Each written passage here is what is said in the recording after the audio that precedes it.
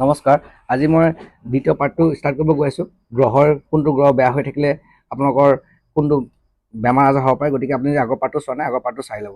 আজি মই ক'বলৈ গৈ আছোঁ মংগল গ্ৰহ, যাৰ মংগল গ্ৰহ বেয়া হৈ থাকে তেওঁলোকৰ কি হয়, তেওঁলোকৰ ব্লাড ৰিলেটেড ইছ্যু, মাইকী মানুহৰ ক্ষেত্ৰত মেনষ্ট্ৰুৱেশ্যন প্ৰব্লেম দেখা দিব পাৰে, ব্লাড ৰিলেটেড যিকোনো ইছ্যু দেখা দিব পাৰে। গতিকে যদি ব্লাড ৰিলেটেড ইছ্যু আছে, মাইকী মানুহৰ যদি তেনেকুৱা ফেচ কৰে, তেতিয়াহ'লে আপোনালোকে মংগল গ্ৰহ বা মংগল গ্ৰহৰ দ্বিতীয় কোন হয়, তেওঁলোকৰ মংগল গ্ৰহৰ দ্বিতীয় হ'ল আপোনাৰ হনুমান দেৱক যদি পূজা কৰে তেতিয়াহ'লে তাৰ ফল পোৱা যায়। নেক্সট কৈছোঁ বুধ গ্ৰহ।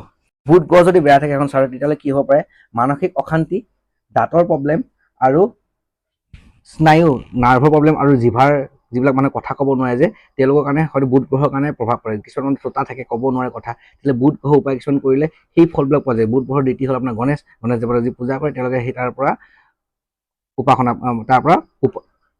উদ্ধাৰ পোৱা যায় জ্যোতিষ শাস্ত্ৰৰ মতে। নেক্সট হ'ল শনি গ্ৰহ। শনি গ্ৰহৰ কাৰণে আপোনাৰ চকুৰ প্ৰব্লেম পোৱা যায়, মানসিক ৰোগ পৰ্যন্ত পোৱা যায়, দুৰ্ঘটনা আৰু হঠাতে এক্সিডেণ্ট হোৱা কিবা কিবি এইবোৰ ক্ষেত্ৰত শনি গ্ৰহ জড়িত। গতিকে আপোনালোকে ঘৰত আপোনাৰ যদি সদায় তেনেকুৱা ফিল হৈ থাকে, চকুৰ প্ৰব্লেম হৈ থাকে, পুৰণি কাহ কিছুমান হৈ থাকে, তেতিয়াহ'লে আপোনাৰ শনি গ্ৰহ উপায় কৰিব। শনি গ্ৰহ উপায় এটা মই কৈ আছোঁ, আপোনালোকে শনিবাৰ দিনটোত নাৰিকল যদি উটুৱাই দিলে শনিবাৰ দিনটোত, তেতিয়াহ'লে সেই শনি দেৱতাৰ আপোনাৰ উপাসনা কৰা হয় বা শনি দেৱতাক সন্তুষ্ট কৰা হয়। গতিকে আপোনালোকে যদি এইবিলাক ফিল কৰি আছে, পুৰণি কাহ হৈ আছে, চকুৰ প্ৰব্লেম হৈ আছে, জ্যোতিষ শাস্ত্ৰ মতেহে কৈ আছে, মেডিকেলৰ মতে নহয় দেই। গতিকে আপোনালোকে যোনে জ্যোতিষ শাস্ত্ৰ বিলিভ কৰে তেওঁহে এইবিলাক কাম কৰিব। আৰু শনিবাৰ দিনাখন আপোনালোকে নাৰিকলটো উটুৱাই দিব শনি দেৱতাক, প্ৰব্লেমখিনি কৈ আপোনালোকে উপকাৰ হ'ব। আৰু হৈছে ৰাহু আৰু কেতু।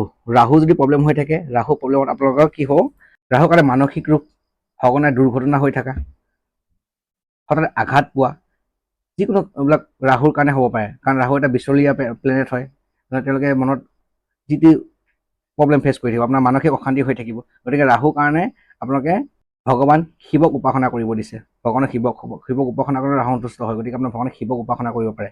নেক্সট হৈছে কেতু। কেতুৰ কাৰণে কিছুমান বেমাৰ আপোনাৰ জীৱনত দেখা পায়, যদি কেতু আপোনাৰ চাৰ্টখনত বা কুষ্ঠিখনত বেয়া হৈ থাকে। তাৰ কাৰণে আপোনাৰ মেৰুদণ্ড বিষ, গাঁঠি বিষ, ডায়েবেটিছ, স্বপ্ন দোষ, ৰাতি পেচাব কৰে, এইবোৰ কেতুৰ কাৰণে হয় বুলি জ্যোতিষ শাস্ত্ৰত লিখা আছে। গতিকে আপুনি কেতুৰ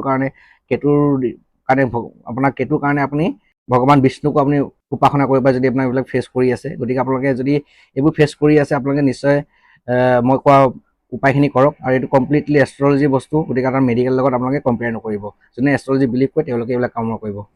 ধন্যবাদ। আৰু মোৰ পেজটো ফ'ল' এণ্ড ছাবস্ক্ৰাইব এটা কৰি দিব।